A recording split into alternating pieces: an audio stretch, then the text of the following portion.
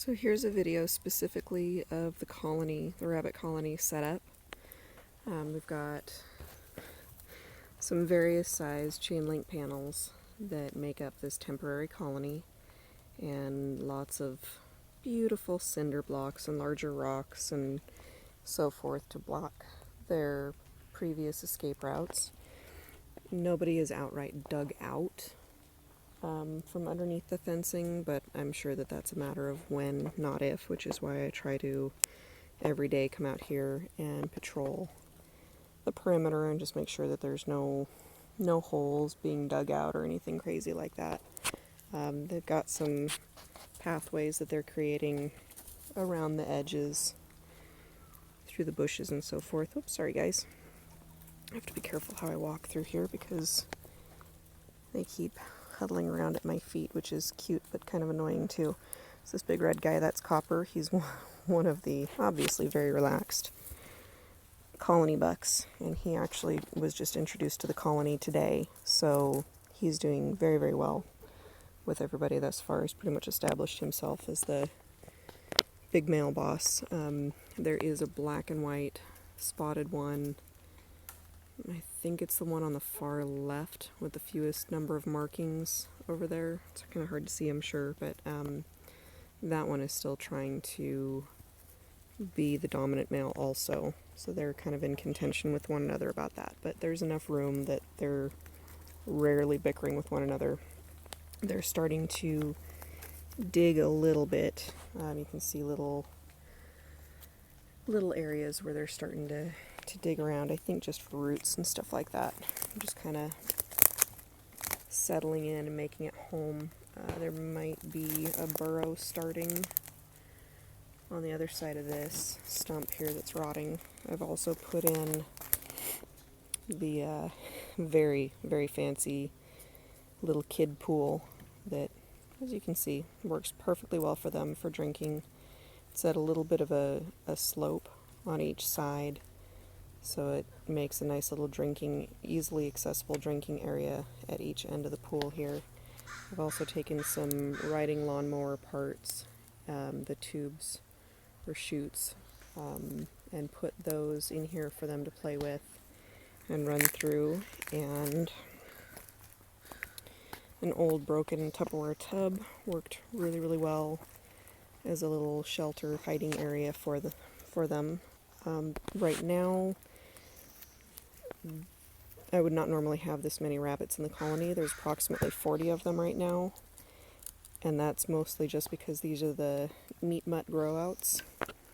Tomorrow I'll be going through all of them and deciding who stays and who goes. There will only be probably 2 males that stay, except for the littler ones, like these little guys. They're not ready yet to be processed. They're too young.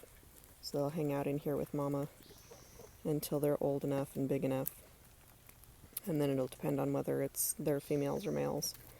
We have an escapee. Yeah, don't you wish you were in here eating breakfast, huh? So there's Sarah. She's an American chinchilla, and I'm giving her a chance to see if she blossoms in the colony or not.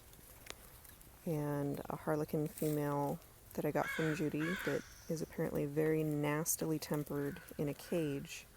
So she's also getting a chance to see if she can kind of reform herself being in a colony instead of by herself in a cage. So there's some factors going on here, but anyway, tomorrow will be processing day, and we'll go through and find out who's male, who's female. Pretty much all of the males will get processed.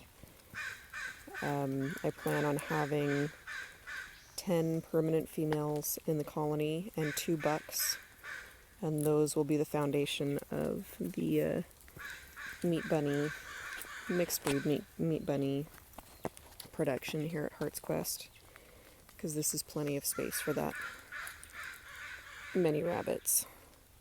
And I will also get probably take some of the, there we go, like these rain barrels, which is currently blocking a slight gap, but I'll probably cut a couple of these in half, and either lengthwise I'm not sure how I'm going to do that, which way would be the best shelter for them, but anyway, I will devise a shelter for them so that each female will have her own private covered area. And for now, I'm just, because the goats were already in here prior to me setting up the temporary colony, so the blackberry bushes would have normally been very, very thick through here and provided lots of food for them to munch on, but because the goats came through and pretty much ate down almost all the leaves, there's not much more than stalks, which they will nibble on, but their main source of food in here right now is pellets, which is kind of a large expense right now. I'm working on my fodder setup, but I'm not there. It's not producing well enough yet to be a reliable source of food for them. It's mostly just a treat for now. Anyway, I'm going to go catch this little guy and get him back in here so he can get some food, and that's pretty much it. Just a simple various size chain link panels, exits blocked off. This is very, very temporary, but it is effective for now. We've got the gate section here, and all of the damaged sections on these panels, I just put them up at the top so that I didn't have to worry about repairing them at this point, although I'm sure they will be in the future. I'll get that done so that I can use them however I want to. But for now, this is just a really simple, very temporary colony setup with all the basics for them, and they all seem remarkably content.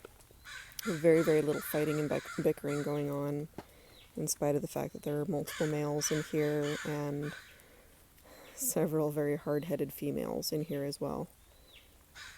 So we'll get it thinned out after processing day and get some more improvements made and come back with another video. Thanks for watching.